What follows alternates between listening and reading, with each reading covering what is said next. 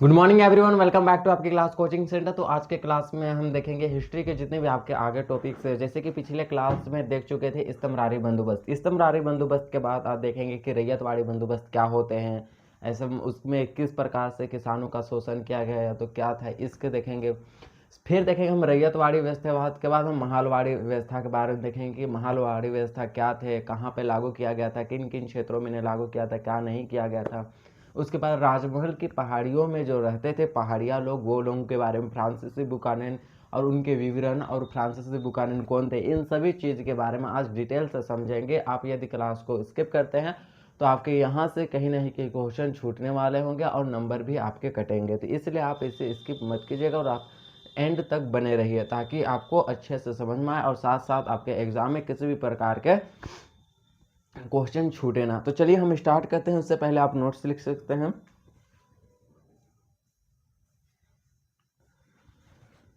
ये तो पंचवर्षीय रिपोर्ट था, वहां तक हो चुका था। तो हम तीन तीन राजस्व बंदोबस्त की नीतियां देख रहे थे। इसमें अस्थायी बंदोबस्त देख चुके थे, रैयतवाड़ी बंदोबस्त देखना है, महालवाड़ी बंदोबस्त देखना है। इसके बाद तो उसका उद्देश्य सारा कुछ हो चुका था।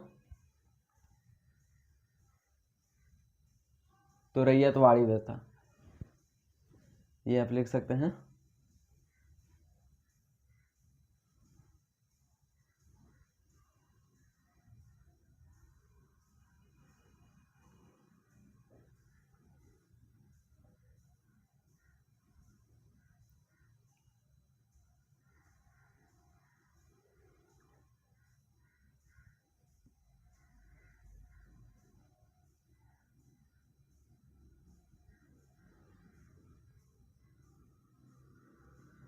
महालवाड़ी व्यवस्था,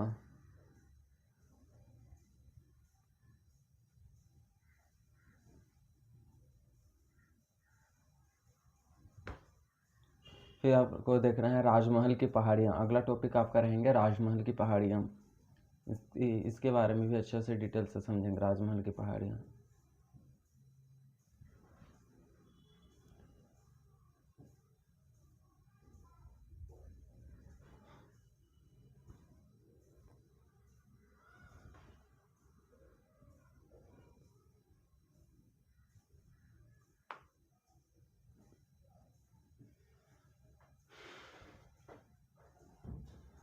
फिर अगला विवरण आपका रहेगा फ्रांसिस बुकानन।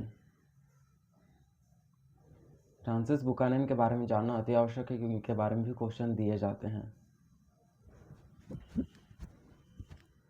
फ्रांसिस बुकानन के बाद बुकानन का विवरण क्या क्या थे।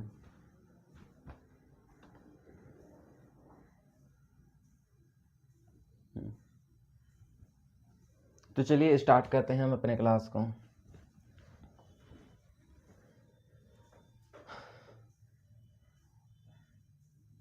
तो सबसे पहले क्या देखना था कि महालवाड़ी व्यवस्था देखना था, ठीक है। रैयतवाड़ी व्यवस्था, महालवाड़ी व्यवस्था से पहले रैयतवाड़ी व्यवस्था लागू किए गए थे। उससे पहले हम इस्तमरारी व्यवस्था, तो इस्तमरारी व्यवस्था को एक बार पुनः एक बार शॉर्ट रिवीजन कर देते कि इस्तमरारी जो व्यवस्था वह 4 राज्यों में, ओडिशा, आपका बिहार हो गया, बंगाल और उत्तर प्रदेश में लागू किया गया था। 1793 में कॉर्नवालिस इसके लागू करता है। इस व्यवस्था के तहत कंपनी और जमींदार के मध्य सीधा संबंध था, जबकि इस व्यवस्था में किसानों का सर्वाधिक शोषण हुआ और किसानों को जमींदारों को लाभ फायदा हुआ और एक तरह से ब्रिटिश ईस्ट इंडिया कंपनी को भी लाभ फायदा हुआ, ठीक है। तो हम देखते हैं कि इस व्यवस्था और महालवाड़ी व्यवस्था में और रैयतवाड़ी व्यवस्था में किस तरह से अंतर है। तो सबसे पहला हम देखते हैं कि रैयतवाड़ी व्यवस्था, रैयत का अर्थ समझना है आपको। रैयतवाड़ी व्यवस्था व्यवस्था के बारे में जानते हैं। सबसे पहले हम जानते हैं रैयतवाड़ी व्यवस्था। तो रैयतवाड़ी व्यवस्था क्या है, तो सबसे पहले आपको जानना है कि रैयत का अर्थ क्या होता है। तो रैयत का अर्थ किसान होता है। ये जो आपका रैयत लिखा हुआ है ना, इसका अर्थ किसान होता है। रैयत का अर्थ आपके किसान होता है, ठीक है, आपको याद रखना है। तो रैयत का अर्थ किसान होता है, इसी के लिए इसे हम रैयतवाड़ी व्यवस्था कहा गया। रैयतवाड़ी व्यवस्था कब लागू किया गया, किसने लागू किया, कहाँ कहाँ लागू किए गए। तो रैयतवाड़ी जो व्यवस्था है वह सर्वप्रथम थॉमस मुनरो ने लोग लागू किए थे। थॉमस मुनरो ने इस व्यवस्था को लागू किया था। लागू करने वाले कौन थे, थॉमस मुनरो, ठीक है, आपको इस नाम याद रखना है, Thomas Munro, Munro Reid, Thomas Munro Reid ने इस व्यवस्था को लागू किए थे। सर्वप्रथम इस व्यवस्था 1820 ईस्वी में मद्रास में और 1825 ईस्वी में मुंबई में लागू किया गया था रैयतवाड़ी व्यवस्था। तो यही थे, और ये उत्तर प्रदेश में लागू किया गया था। उत्तर प्रदेश में देखा जाए तो रैयतवाड़ी व्यवस्था कहाँ कहाँ लागू किए गए थे, तो ये 2 जगह लागू किए गए थे। पहला है मद्रास में, कहाँ पे है, मद्रास में। कब लागू किया गया था मद्रास में? सर्वप्रथम 1820 ईस्वी में, 1820 ईस्वी में मद्रास में। और एक जगह जो है मुंबई में इसे लागू किया गया था 1825 ईस्वी में। 1825 ईस्वी में इस व्यवस्था को लागू किया गया था। अब हमें जानना है कि इस व्यवस्था के तहत हुआ तो हुआ क्या। तो इस व्यवस्था के तहत जो जमींदारी जो प्रथा थी उन्हें समाप्त कर दिया गया। जमींदार को कहा तुम साइड हो, किसान तुम आओ।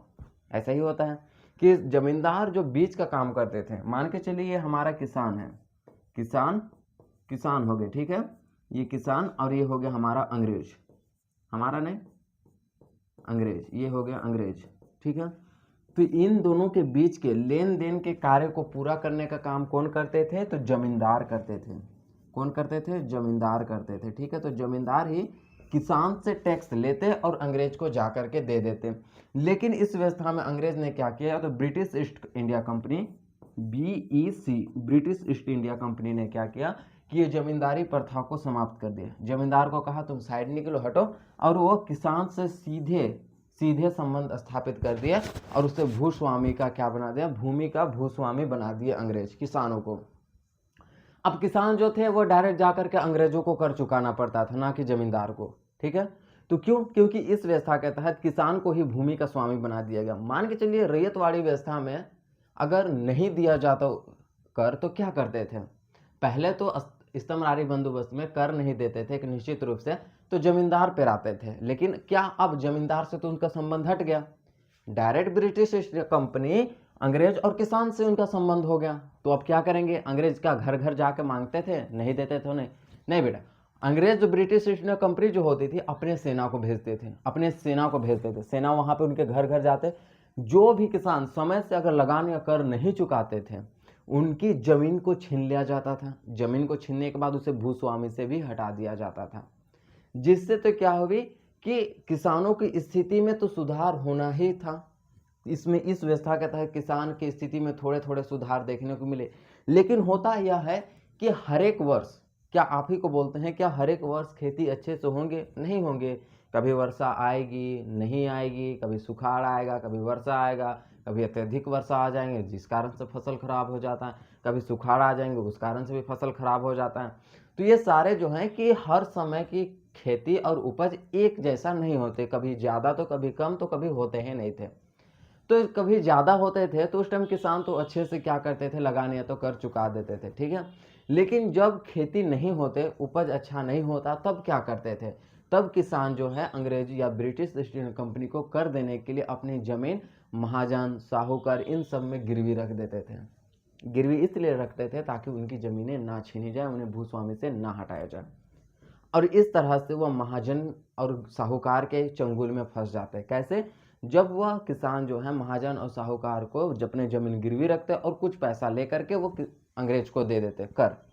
लेकिन बार बार महाजन और जो है साहूकार वो किसान की जमीन को हड़पने का कोशिश करते, एक अवसर या मौका मिल जाता था। तो इस व्यवस्था के तहत यही छोटी सी खराबी व्यवस्था थी, लेकिन इस व्यवस्था में हमें जमींदारी प्रथा को समाप्त कर दिया गया। इस व्यवस्था को लागू करने का जो श्रेय जाता है वो अंग्रेज अधिकारी थॉमस मुनरो रीड को जाता है। थॉमस मुनरो रीड 2 जगह लागू किया गया था, 1820 ईस्वी में मद्रास में और 1825 ईस्वी में मुंबई में लागू किया गया था। अगर हम देखते हैं कि इस व्यवस्था का उद्देश्य, रैयतवाड़ी व्यवस्था का उद्देश्य देखा जाए, क्या था उद्देश्य? कुछ तो उद्देश्य होगा। सबसे पहला उद्देश्य था कि राजस्व वसूलना। सबसे पहला उद्देश्य था राजस्व वसूलना, ठीक है, वो भी समय समय पर। और दूसरा सबसे बड़ा विशेषता इसमें देखने को आया कि किसान की स्थिति में सुधार हो। मुख्य उद्देश्य किसान की स्थिति में सुधार हो, किसान की स्थिति में सुधार हो, ठीक है, स्थिति में सुधार। यही 2 इनके क्या थे? मुख्य उद्देश्य थे। किसान की स्थिति में क्या होने चाहिए? सुधार होने चाहिए। यही रैयतवाड़ी व्यवस्था के 2 मुख्य उद्देश्य थे। चलिए, आपके ये रैयतवाड़ी व्यवस्था क्या आपको समझ में आए? लाइक एंड सब्सक्राइब कीजिए। अगर आपको अच्छे लग रहे हैं, समझ में आ रहे हैं पूरे कॉन्सेप्ट, तो आप लाइक एंड सब्सक्राइब कीजिए और आपके बेल ऑन कीजिए, ताकि हमारा वीडियो समय समय पर आपके पास या क्लासेस पहुंच जाएंगे। ठीक है, तो क्या इतने सारे आप में कहीं भी डाउट्स हैं? कहीं भी डाउट्स है तो आप कमेंट्स कर सकते हैं। चलिए, हमको ओके डाउट्स नहीं है तो हम आगे बढ़ते हैं। इसके बाद तीसरा व्यवस्था हम देखते हैं महालवाड़ी व्यवस्था। ये तीनों व्यवस्था आपके लिए वेरी वेरी इंपॉर्टेंट है। ठीक है, स्तंभरारी, रैयतवाड़ी व्यवस्था और महालवाड़ी व्यवस्था। अब तीसरा व्यवस्था हम देखते हैं महालवाड़ी व्यवस्था। कौन सा व्यवस्था? महालवाड़ी व्यवस्था। महालवाड़ी व्यवस्था। तो महालवाड़ी व्यवस्था के लागूकर्ता कौन है? तो महालवाड़ी व्यवस्था किसने लागू किया था, किसने लागू नहीं किया था, कब लागू किया था, कहाँ पे लागू किया था, इसके बारे में हम जानेंगे। तो महालवाड़ी व्यवस्था एक तरह से लागू करने का जो श्रेय जाता है उन्हें, अभी वर्तमान में तो इसका फिलहाल में अच्छी नहीं है, लेकिन इसे लागू करने वाला अलग अलग नाम से बोलते हैं कि कौन वेनेजुएली ने किया था, तो कोई वेनेजुएली ने तो कॉर्नवालिस बोलते हैं, लेकिन इसका लागू करता मून महालवाड़ी व्यवस्था को लागू करने का जो श्रेय जाता है वह वेनेजुएली को ही जाता है। किन्हें? वेनेजुएली को ही जाता है, जिन्होंने सहायक संधि लागू की थे। तो वेनेजुएली ने ही इस व्यवस्था को लागू किए थे। तो लागू करने का श्रेय वेनेजुएला ने किया था। कब? 1822 ईस्वी में। 1822 ईस्वी में इसे लागू किया था। 1820 और 25 में था रैयतवाड़ी। 1820 और 25 में था रैयतवाड़ी व्यवस्था, दो जगह लागू किया गया। उसी का अगर बीच में अगर देखिएगा तो ये हमारा महालवाड़ी व्यवस्था लागू किए गए थे। किनके द्वारा? किनके द्वारा लागू किया गया था? तो ये था वेनेजुएला के द्वारा लागू किया गया था। अब हम देखते हैं कि इस व्यवस्था में क्या क्या कमियां थी, क्या क्या नहीं कमियां थी। हमने बोले कि रैयतवाड़ी व्यवस्था में जमींदारी प्रथा खत्म कर दिया गया था। ओके, हाँ, लेकिन इस व्यवस्था में फिर से जमींदार को लाया गया। अब जमींदार फिर से लाया गया। अब जमींदार जो थे वो direct British east India company को कर देने के लिए किसान से फिर वो कर वसूलने जाते, नहीं देते तो उन्हें शोषण करते, अत्याचार करते, उसके बाद उससे खून को चूस करके उनसे कर लेते, लगान लेते और क्या कर देते? ब्रिटिश ईस्ट इंडिया कंपनी को दे देते और बाकी बात जो बचता उसे अपने रख लेते थे जमींदार। यह व्यवस्था ब्रिटिश साम्राज्य के पूरे जितना भी हमारा भारत देश में ब्रिटिशों ने आकर कब्जा किया उसके 30% हिस्सा में, 30% भाग में जितना में कब्जा किया उसके 30% भाग में, कितने परसेंटेज? 30% भाग में यह इसे लागू किया गया था।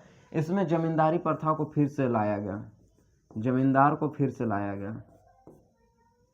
इसे जमींदार को फिर से क्या इसमें जमींदारी प्रथा को फिर से लाया गया और यहाँ पे किसान जो हैं, जो किसान है वो फिर से यहाँ पे शोषण हुए। किसान क्या हो गए? इसमें समाप्त कर दिया गया। अब जमींदार और ब्रिटिश ईस्ट इंडिया कंपनी के मध्य सीधा रिलेशन हो गया, किसान को समाप्त कर दिया गया इस व्यवस्था के तहत। यही था हमारा महालवाड़ी व्यवस्था। इतने ही पूछा जाता है। कहाँ लागू हुए थे? वेनेजुएला कौन लागू किया था? वेनेजुएला कहाँ? ये यूपी में लागू हुए थे, याद रखिएगा, ये यूपी यानी कि उत्तर प्रदेश में लागू हुए थे, ये पूछा जाता है। रैयत स्तंभरारी बंदोबस्त में भी एरिया पूछा जाता है, किन किन क्षेत्र में, तो आपको याद रखना है बिहार, स्तंभरारी बिहार, यूपी, उसके बाद हम देखते हैं ओडिशा, ओडिशा, फिर है बंगाल। तो बंगाल, ये 4 क्षेत्रों में स्तंभरारी बंदोबस्त लागू किए गए थे। कौन से? स्तंभरारी बंदोबस्त। ठीक है, तो स्तंभरारी बंदोबस्त लागू किए थे कब? 1793 में। ये आपको याद करना है। याद लागू करने कौन है? कॉर्नवालिस। ये 100% पूछे जाते हैं। कॉर्नवालिस, वालिस, ठीक है, कॉर्नवालिस, वालिस, ठीक है, ये लागू करने वाले ये 4 क्षेत्रों में, इसके बारे में 100% क्वेश्चन पूछे जाते हैं। तो आपको स्तंभरारी बंदोबस्त, महालवाड़ी बंदोबस्त और रैयतवाड़ी बंदोबस्त, ये तीनों ही बंदोबस्त को अच्छे से याद ये करना नहीं है। आपको समझ में आ गए, पूरे अच्छे तरीके से समझा दिए हैं। आई होप आपको बहुत ही अच्छे तरीके से समझ में आ गए। आप इसे याद करना है, इनका डेट आपको याद करने होंगे, ये डेट समझाने लायक नहीं रहते हैं, तो भी आप याद कर लेंगे। ठीक है, तो हम नेक्स्ट चलते हैं राजमहल की पहाड़ियाँ के बारे में जानते हैं। आपके बेसिक टॉपिक है एक राजमहल की पहाड़ियाँ, राजमहल की पहाड़ियाँ।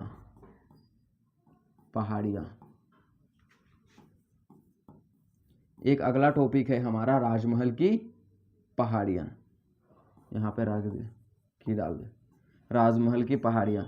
अब हम देखते हैं कि राजमहल की पहाड़ियाँ में आपको याद होगा कि आप झारखंड के एक मैप देखिएगा, तो इस तरह से है मैप झारखंड का। ठीक है, इस तरह से कुछ है, उतना करेक्ट नहीं तो बना सकते, बट कुछ तरीके से थोड़ा सा बना सकते हैं, ठीक है। इस तरह से आपका झारखंड का मैप होगा, इस तरह से आपके झारखंड के मैप है। तो झारखंड में यहाँ जो जिला है उसे हम कहते हैं साहेबगंज। कौन सा? साहेबगंज। इस जिला को हम कहते हैं साहेबगंज। तो यही साहेबगंज जिले वाले इलाके में, यही क्षेत्र में राजमहल की पहाड़ियाँ हैं। कौन है? यही वाले क्षेत्र में राजमहल की पहाड़ियाँ हैं। वहाँ पे आदिवासी या जनजातियाँ रहा करते थे। आपको इतना याद है कि पहाड़ियों में ही झारखंड में संथाल हो गए, फिर हमारा आदिवासी, संथाल अलग है और पहाड़िया लोग अलग है, ठीक है। तो पहाड़िया लोग यही राजमहल की पहाड़िया में रहा करते थे, यानी कि साहेबगंज वाले क्षेत्र में है। तो हमें राजमहल की पहाड़ियाँ क्यों पढ़ना है? क्योंकि आपको पता है कि फ्रांसिस बुकानन कौन थे? फ्रांसिस बुकानन कहाँ से आए थे? तो फ्रांसिस जो बुकानन थे, बुकानन थे वह राजमहल की पहाड़ियाँ में जाते हैं दौरा करने के लिए, वहाँ देखने के लिए कैसे है। बस उसके यही काम है, घूम घूम कर जगह जगह से जानकारी इकट्ठा करना। तो फ्रांसिस बुकानन का है कि एक दिन चलो राजमहल की पहाड़ियाँ जाते हैं, वहाँ अच्छे से फल फ्रूट भी खा लेंगे, खाना वाना भी खा लेंगे और तीर भी खा लेंगे, कह के गए राजमहल की पहाड़ियाँ। जब उन्होंने राजमहल की पहाड़ियाँ गए, तब जितने भी पहाड़िया लोग थे फ्रांसिस बुकानन को तिरछी नज़र से देख रहे थे। तो फ्रांसिस बुकानन कहा, कैसे मत देख पगली, प्यार हो जाएगा। क्या बात बोलते हैं? यस, सही बात बोलते हैं। राजमहल की पहाड़ी एकदम बड़ी बड़ी, एकदम चमकीले भूत वाली पहाड़ियाँ। अब एक तरह से बहुत ही खतरनाक है पहाड़िया लोग, एकदम देख रहे फ्रांसिस बुकानन को। फ्रांसिस बुकानन का तो पसीना छूट रहा है, वो तो पहले चप्पल पकड़ लिया भागने के लिए, कैसे भागे हम, किधर से भागे। तो उसके बाद डरे डरे जो है फ्रांसिस बुकानन जाकर के राजमहल के लोगों, पहाड़िया लोगों से जाकर पूछे, आप लोग कितना डरते क्यों हैं? उन्होंने कहा कि डरते क्यों, अभी पता चला, क्योंकि वो ब्रिटिश ईस्ट इंडिया कंपनी के शोषण से बहुत ही डरे हुए थे पहाड़िया लोग। वो किसी को वहां आने नहीं देते थे, जो भी आता था लात चप्पल देकर भाग देते थे। अगर कोई भी अगर राजमहल की पहाड़िया से व्यापार करने तक भी जाता तो उसे वहीं से किडनैप कर लेते हैं, और जितने भी सामान रहता उसका लूट के एकदम मस्त रंग लवैया करते, वहाँ पे एकदम उत्साह मनाते, इस तरह से थे। तो अब ये राजमहल की पहाड़ियाँ लोग से सभी कोई डरते थे। फ्रांसिस बुकानन तो चप्पल धर के भागने के लिए सबसे पहले थे, लेकिन ये लोग बहुत डरते थे। कहाँ रहते थे? तो दो पहाड़ के बीच में रहते थे, गच्छ वृक्ष के नीचे रहा करते थे, खेती में झूम की कृषि करते थे। और वो क्या करते, मैदानी इलाके में आक्रमण करते, जहाँ पे किसान, बड़े बड़े जमींदार, बड़े बड़े किसान रहते हैं, वो लोग पर आक्रमण करके वहाँ के सारे धन दौलत को लूट लेते हैं। किसान और जमींदार तो डर के वजह से उनका पैंट गीली रहते थे, और वो कहते थे, महाराज आप हमारे से टैक्स ले लीजिए। तो किसान और जमींदार जो थे वह राजमहल की पहाड़ियों को टैक्स देते थे, खिराज नमक कर देते थे। क्यों? क्योंकि यह हमारे ऊपर आक्रमण ना करे। जब हम राजमहल की पहाड़ी से व्यापार करने गुजरे बंगाल के लिए, इधर से ना बंगाल जाते हैं, ऐसे बंगाल जाते हैं, तो व्यापार करने के जाए तो हमारा सुरक्षा करे, ना कि हमको लूटे। अगर नहीं देंगे, who are you, I am या मर्चेंट आओ, तब मारते हैं आपको, एक के बार में घुसा देंगे, ठीक है। तो इसी के लिए राजमहल के पहाड़ियाँ सब डरे हुए रहते थे। लेकिन बात की बात है बहुत समय के बाद, उसके बाद है ब्रिटिश ईस्ट इंडिया कंपनी की नज़र पड़ गई राजमहल की पहाड़ियाँ में। राजमहल की पहाड़ियाँ पे वो कब्जा करना चाहते थे, उस पर व्यापार करना चाहते थे, अच्छी तरह से खेती करना चाहते थे। ब्रिटिश इंडिया कंपनी की नज़र पड़ गई राजमहल के पहाड़ी पे। अब हुआ क्या, समझिए, जब राजमहल की पहाड़ियाँ पर ब्रिटिश ईस्ट इंडिया कंपनी की नज़र पड़ गया, तब उन्होंने एक चाल चला।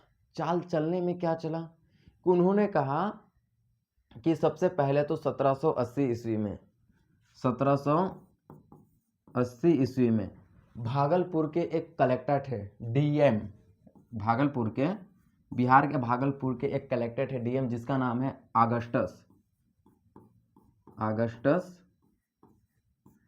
क्लीवलैंड। ये क्या थे, भागलपुर के उस समय कलेक्टर हुआ करते थे 1780 में। इन्होंने राजमहल की पहाड़ियों लोगों के सामने शांति प्रस्ताव रखा कि मैं आपसे लड़ना नहीं चाहता हूं, मैं शांति प्रस्ताव रखता हूं।